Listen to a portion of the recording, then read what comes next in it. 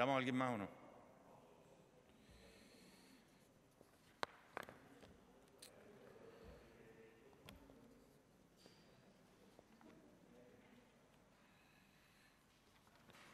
Bueno, pues saludar al compañero Trinidad. Bienvenido a esta casa donde nos movemos los hombres y mujeres del mundo mundano. Bueno, bromas aparte. Hemos designado al nuevo director general de Industria, Energía y Minas, que es Samuel Ruiz Fernández. Este chico tiene 40 años, es ingeniero industrial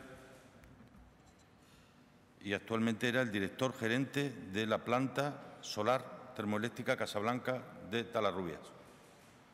Tanto una persona que viene del mundo de las energías renovables, que tiene una larguísima trayectoria fundamentalmente en el sector privado, que ha tenido también algunas colaboraciones y trabajos en el sector público, pero que coincide muy bien con el perfil que en estos momentos estábamos buscando para el desarrollo de todo lo que tiene que ver con la transición ecológica y, por ello, del nuevo modelo económico que tenga como uno de sus pilares las energías limpias. En la Consejería de Medio Ambiente Rural, Políticas Agrarias y Territorio hemos aprobado el decreto de bases reguladoras de las subvenciones para la mejora de la infraestructura del sector equino en la Comunidad Autónoma de Extremadura por 300.000 euros. Hemos aprobado el convenio de colaboración con la Federación Extremeña de Asociaciones de Personas Sordas, FEXAS, para la ejecución de un proyecto de interpretación para personas sordas o con discapacidad auditiva en materia de atención de urgencias y emergencias, ¿no?, para facilitar el acceso de las personas sordas al 112 a través del trabajo que realiza esta federación, con un presupuesto para el 18 de 38 millones de euros, de 38.000 euros, y para el 19 de 31.000 euros.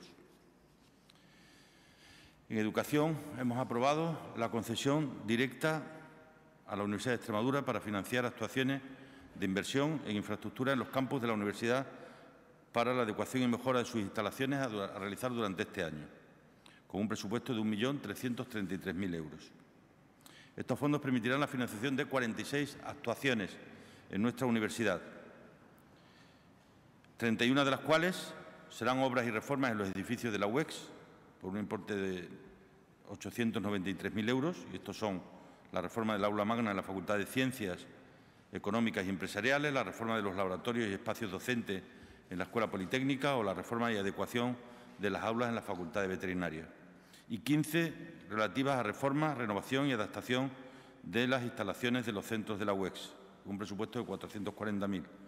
Y ahí aparecen mejoras del sistema de climatización y electricidad en el Centro Universitario de Mérida, la climatización de las aulas del Centro Universitario de Plasencia o las mejoras en las instalaciones de la piscina de la Facultad de Ciencias del Deporte. Igualmente, hemos autorizado al Servicio Extremeño Público de Empleo para la contratación de las obras de reforma y construcción del Centro de Formación de Don Benito, con un presupuesto de 4.141.000 euros. Igualmente, en Sanidad, hemos aprobado la adquisición del suministro, instalación y puesta en marcha de diversos equipamientos de almacenamiento y distribución. En concreto, se trata de la uniformidad y ropa plana, medicamentos, almacenamiento, distribución de comida, almacenes periféricos y almacenes con refrigeración, por valor de 2.300.000 euros.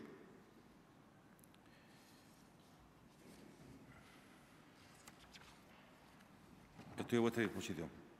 También en Sanidad hemos aprobado una transferencia en favor del Consorcio Extremeño de Información al Consumidor para financiar el desarrollo del área de asesoramiento y mediación e intermediación para las familias en riesgo de ejecución inmobiliaria o desahucio. Parte del trabajo que venía desarrollando antes la empresa pública pasa a desempeñarlo ahora, una vez que ha desaparecido la empresa pública GIPESA, el Consorcio Extremeño de Información al Consumidor. Estoy a vuestra disposición para lo que queráis.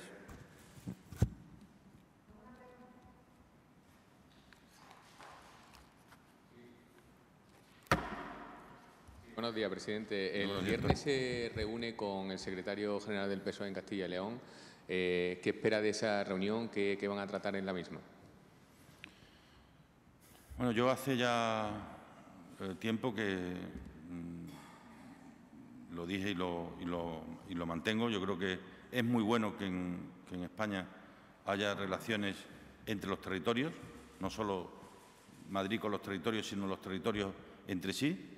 Y esto me vale para cuando son relaciones con otros gobiernos o relaciones con responsables de la oposición en otro sitio, como en el caso de Luis Tudanca y del equipo que vendrá con él desde Castilla y León. Ya lo hicimos con el Partido Socialista de Galicia y lo hacemos ahora con el Partido Socialista en Castilla y León, ¿no?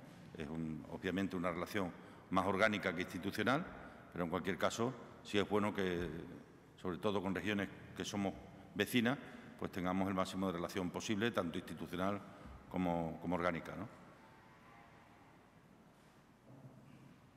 Buenos días. Entramos en la recta final de legislatura. No sé qué deberes le gustaría cumplir que todavía no haya hecho para llegar a mayo y presentarlo ante la ciudadanía. Cosas concretas. Seguir bajando el paro, obviamente. Seguir mejorando la calidad del empleo, porque no solo es una cuestión cuantitativa, es también una cuestión cualitativa.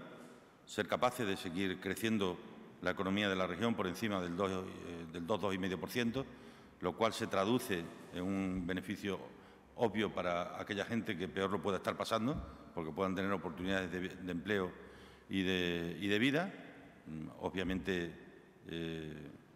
que la financiación de la inversión, que en estos momentos más importante que tenemos, que es la del tren, sea una realidad en el verano del año 2019, tal como está comprometida, y que desde luego nosotros vamos a exigir, ya lo he dicho, a este Gobierno, tanto o más que el anterior, para que esos plazos se cumplan sin ningún tipo de duda, y eso es algo que vamos también a insistir, que no siendo posible una nueva sistema de financiación autonómica, si lo sea una reforma del actual, que nos permita abordar a nosotros, por ejemplo, los presupuestos del año 2019 pues, en mejores condiciones y que nos permita al mismo tiempo también en la senda del año 2020 cumplir los objetivos de estabilidad que el Reino de España tiene contraído con la Unión Europea, ¿no?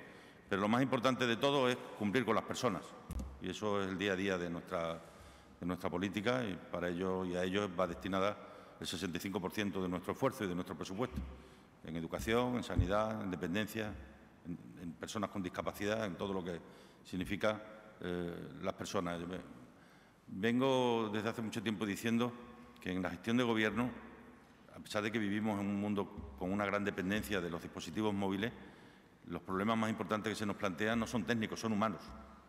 Y es desde la humanidad y desde el profundo compromiso con las mujeres y con los hombres como se hace frente a esa realidad. Más cosas. Buenas. Yo quería saber qué es lo que pensaba sobre lo ocurrido con la propaganda de Carmena en Madrid. ¿Qué es lo que piensa sobre lo que ha ocurrido, del hecho de que se haya puesto a los extremeños para esa propaganda? ¿Y qué ha ocurrido? ¿Qué es lo que ha ocurrido? El mensaje que decía de vivo en... que no me acuerdo exactamente cómo era el mensaje. Sí, que muchos se han sentido que se estaban dejando los tópicos extremeños o que se estaba viendo un poco de los extremeños y quería saber qué es lo que pensaba. Yo es que me parece absurdo, vamos. Primero porque, según creo, no es solo de Badajoz, hablan de otras ciudades también en la campaña, ¿no? Pero además, ¿dónde está el problema? Imaginemos que alguien que vive en Mérida y haya nacido en Almería, diga, nací en Almería, vivo en Mérida, soy extremeño. ¿Dónde está el problema? ¿Sabéis cuál es el problema? Que entre toros, megáfonos y tonterías nos hemos pasado el verano. Ese es el problema. Que cuando uno no tiene de qué hablar, se lo inventa, el problema. Y se pone a darle puñetazos a muñecos y como el muñeco no está, pues te inventas el muñeco. El problema es el ridículo que hacemos luego, porque si se quedara aquí, el problema es que sale de aquí. Y dirán, pues vaya cómo estarán de bien los extremeños, que el único problema que tienen es mirar una campaña publicitaria de Madrid. Pues estamos apañados. A mí me parece lamentable. Por cierto, se ha pasado el verano acordándose mucho de mí, lo cual le agradezco. Yo de él no me he acordado nada, os lo puedo asegurar.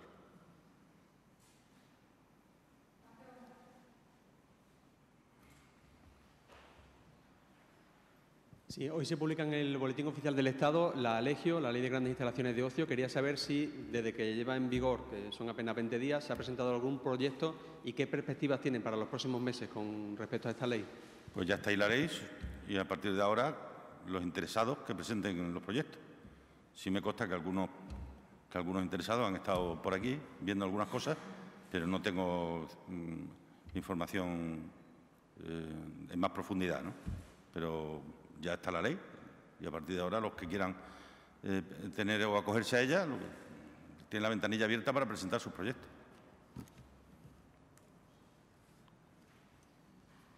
Presidente, quería saber cómo afronta el contenido de los asuntos que van a abordar en la visita de Carmen Calvo, la vicepresidenta del Gobierno central, a nuestra región este próximo jueves. Pues lamento deciros que se ha caído esta mañana como consecuencia de la Diputación Permanente del jueves y estamos pendientes que nos digan quién viene.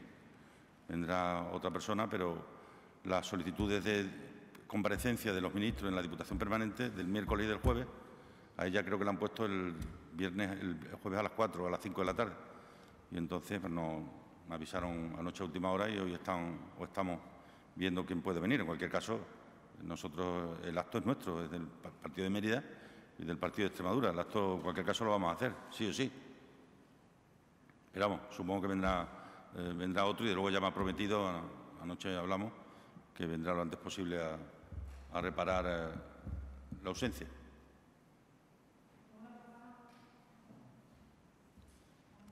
Muy bien.